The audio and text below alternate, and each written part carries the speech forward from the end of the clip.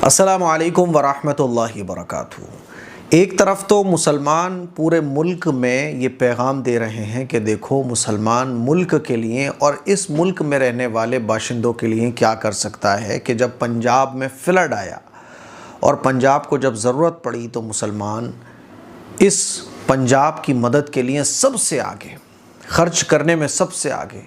मुसलमानों ने आज पंजाब के अंदर इतना राशन का ढेर लगा दिया है कि पंजाब को वो 3 महीने तक बिठाकर खिला सकते हैं। ये मुसलमानों की खिदमत है। मुसलमान खिदमत करने में सबसे आगे है। कोरोना के टाइम में आपको याद होगा कि जब लोग अपनों की चिता को हाथ तक लगाने से डर रहे थे, उस वक्त मुसलमानों ने अपनी जान की परवाह किए बगैर लोगों की चिताओं को कांधा दिया, हॉस्पिटल लोगों को पहुंचाया। लेकिन अफसोस की बात है कि इन्हीं मुसलमानों के ख़िलाफ़ नफ़रत का जहर ऐसा दिमागों में भर दिया जाता है कि अफसोस होता है ऐसे लोगों की हरकतों को देखकर, अफसोस होता है ऐसे लोगों की जहनीत को देखकर जो हमारे मुल्क का नाम ख़राब करने की कोशिश करते हैं। 3-4 दिन पहले का वाक़या है कि कुछ लोग सहारनपुर के रहने वाले थे, उम्रा करने गए हुए थे। उम्रा करके जब वो वापस आ रहे थे तो दिल्ली में जमुना नगर इलाके के हनुमान मंदिर के पास बस वाले ने बस रोक दी खाना खाने के लिए कि भाई बिरयानी खा लो। वेज बिरयानी, नॉन वेज नहीं, उसमें कोई चिकन नहीं था, कोई ना गोश्त वगैरह नहीं था। ड्राइवर जहाँ मन करे वो गाड़ियाँ रोक देते हैं। ये लोग दाढ़ी टोपी वाले खाना खाने के लिए उतर जाते हैं। इसी दरमियान सिद्धार्थ शर्मा नाम का एक आदमी आता है। वो वीडियो बहुत ज़्यादा सोशल मीडिया पर वायरल हुआ और जब ये वीडियो वायरल हुआ तब पुलिस ने, प्रशासन ने इस सिद्धार्थ शर्मा नाम के आदमी पर कार्रवाई की।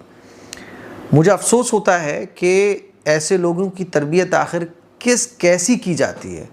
ऐसे लोगों की तरबियत कैसे होती है यार कि इनको ना छोटा ना बड़ा, इंसानियत नाम की चीज़ नहीं होती। दर्द और एक जो होता है ना दर्द, दिल में जो दर्द होता है वो इनके अंदर कहीं दूर दूर तक नज़र नहीं आता। ना ये बड़ों का ख्याल करते हैं। बस एक मुसलमान के और इस्लाम के ख़िलाफ़ जहर इनके दिमाग में ऐसा भरा जाता है कि फिर ये किसी भी हद तक जा सकते हैं। सिद्धार्थ शर्मा अपनी पूरी टीम के साथ आ जाता है और वो भद्दी भद्दी गालियाँ अपने बाप की, अपने दादा की उम्र के लोगों को वो सुनाता है कि आप सब लोग जानते हैं। वो पूरा वीडियो आप लोगों ने देखा होगा कि कैसी वो गालियाँ सुनाता है और फिर उनकी टोपियों को सर से खींच लिया जाता है और वो लोग कह रहे होते हैं कि यार हमने पेशाब वगैरह नहीं किया है और इस तरह का कोई एविडेंस, कोई सबूत भी नहीं मिला है अब तक। लेकिन बस आरोप लगाना है और आरोप लगाने के बाद पूरी जो भीड़ है वो इन लोगों के ऊपर हावी हो जाती है और फिर इन लोगों से सजदा करवाया जाता है, इन लोगों से माथा टिकवाया जाता है और इन लोगों के साथ जो बदतमीज़ी की जाती है वो सब वीडियो में आप लोगों ने देखी होगी। इस सिलसिले में 2 बातें लोग पूछ रहे थे कि एक तो जो सजदा किया तो क्या ये शिर्क नहीं हुआ, क्या सजदा करना जायज़ है, और इस तरह के हालात आ जाएं तो हमें क्या करना चाहिए।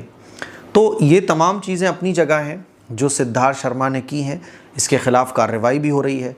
वह बड़ी अजीब बात है कि जब इस तरह के कोई वाक़यात होते हैं तो पुलिस को अगर कोई शिकायत ना भी दे तो पुलिस खुद ही रिपोर्ट दर्ज करके कार्रवाई कर देती है। लेकिन जब सिद्धार्थ शर्मा होता है तो इसके बारे में ही कहा जाता है कि अभी तक किसी ने शिकायत दर्ज नहीं कराई है। लेकिन बहरहाल कार्रवाई हो रही है। हम उम्मीद करते हैं कि सिर्फ माफ़ी से काम नहीं चलेगा। जो सिद्धार्थ शर्मा ने माफ़ी मांगी है तो माफ़ी से काम नहीं चलेगा।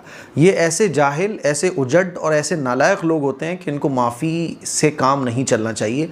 जो इसने गालियाँ बकी हैं, जो इसने टोपी खींची है, जो इसने सजदा करवाया है, वो कोई इतना हल्का जुर्म नहीं है कि इसको माफ़ी से माफ़ कर दिया जाए। अब 2 बातें हैं जो इस सिलसिले में मैं आप लोगों से अर्ज़ करना चाहता हूँ। पहली बात कि जब भी इस तरह की कोई घटना हो जाए तो आप कानूनी कार्रवाई फ़ौरन कीजिए। इसमें ज़रा सी भी ताख़ीर मत कीजिए। इन लोगों ने क्या किया कि ये कांड पूरा हो गया, ये पूरा वाक़या हो गया, हादसा हो गया और ये लोग अपने घर वापस आ गए। अब ये वीडियो तकरीबन 6-7 दिन के बाद वायरल होता है। जब ये वीडियो वायरल होता है तब लोगों को पता चलता है, वरना ये पूरी बस के जो लोग हैं ना, ये तो अपने घरों में जाके सहारनपुर में कोने में जाके बस खामोशी के साथ ज़िंदगी गुजारने लगे थे। वो तो अल्लाह भला करे किसी का जिसने ये वीडियो को वायरल कर दिया, और अच्छा ही हुआ ये वीडियो वायरल हो गया, समझ रहे हो। वरना ये सिद्धार्थ शर्मा और इसके होश आगे बढ़ जाते, जोश इसका और बढ़ जाता, इसके हौसले बुलंद हो जाते। तो जब भी कभी इस तरह का हादसा पेश आ जाए तो डरिए नहीं, घबराइए नहीं। हालात मुश्किल हैं बेशक, लेकिन कानून का आप सहारा लीजिए, कानूनी लड़ाई लड़िए, कानून के ज़रिए आप इस जुल्म का और ऐसे जालिम लोगों का मुकाबला कीजिए।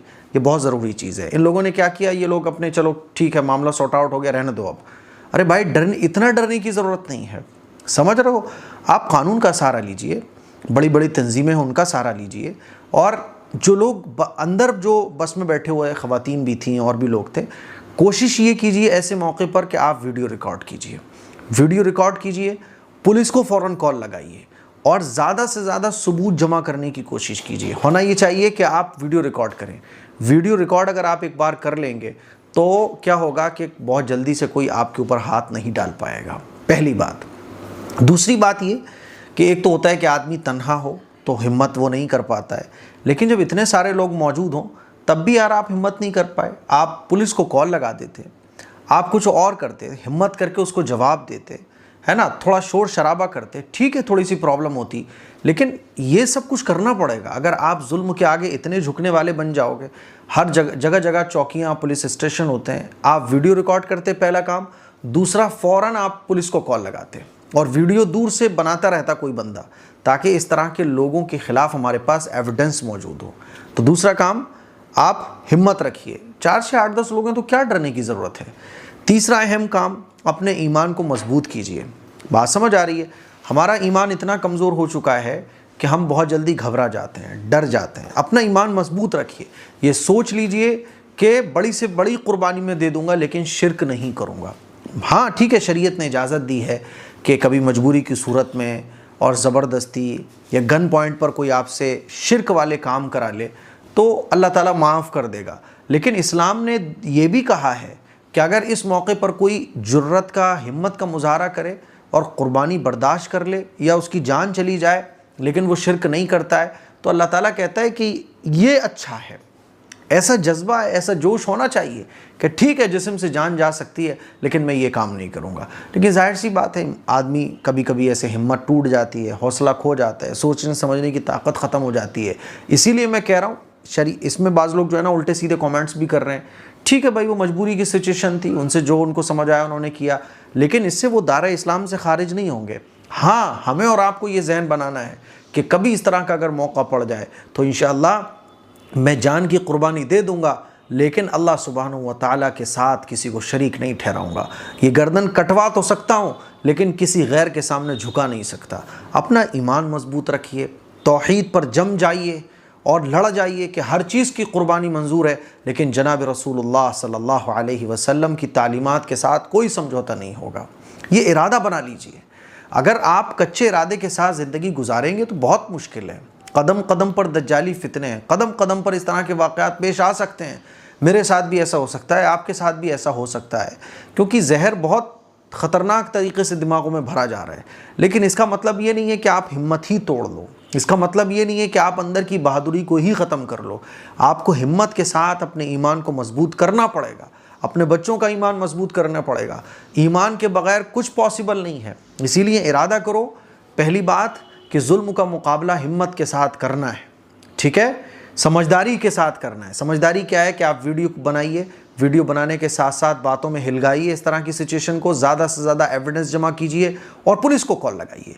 कानून का सहारा लीजिए, बिल्कुल मत घबराइए। इस तरह का अगर कोई हादसा हो भी जाए तो जाके चूहे की तरह बिल में नहीं घुस जाना, बल्कि कानूनी कार्रवाई करनी है। उसके लिए ज़मीन बेचना पड़े, घर बार बेचना पड़े, कुर्बानी, आखिरी हद तक जुल्म के ख़िलाफ़ लड़ना है। दूसरा अहम काम, ये इरादा कर लो कि इंशाअल्लाह कभी भी कुछ हो जाए लेकिन अल्लाह के साथ मैं कोई समझौता नहीं करूँगा। तौहीद के साथ, अपने ईमान के साथ कोई समझौता मैं नहीं करूँगा। ये सोच के साथ ज़िंदगी गुजारनी है कि कल को अगर कुछ ऐसा हो जाए तो ठीक है, ये गर्दन कट तो सकती है लेकिन जालिम के आगे झुकेगी नहीं। जुल्म के आगे हम सीना अपना सामने कर देंगे, सीना छलनी हो जाएगा, गर्दन कट जाएगी, लेकिन जालिम के आगे झुकेंगे नहीं। तौहीद के साथ कोई समझौता नहीं होगा। तब तो हमारी नस्लों में ये ईमान और इस्लाम बाकी रहेगा, वरना आज कुछ लोग झुके हैं, कल को कुछ और लोग झुकेंगे। ये झुकाना ही तो चाहती है दुनिया कि आप झुक जाओ, आप तौहीद के साथ समझौता कर लो। ये चंद बातें हैं जो मैं आप लोगों को समझाना चाहता था। मुझे उम्मीद है आपको मेरी ये चंद बातें समझ आ गई होंगी। इस क्लिप को शेयर कीजिए। अस्सलामु अलैकुम वरहमतुल्लाहि वबरकातुहू। एक बेहतरीन तलबीना जिसको अगर आप एक बार यूज़ कर लेंगे तो फिर आप इसी के फ़ैन होकर रह जाएंगे। मार्केट में बहुत सारे तलबीना अवेलेबल हैं, लेकिन ये जो माई हदाया का तलबीना है, ये तलबीना क्वालिटी में नंबर 1 है।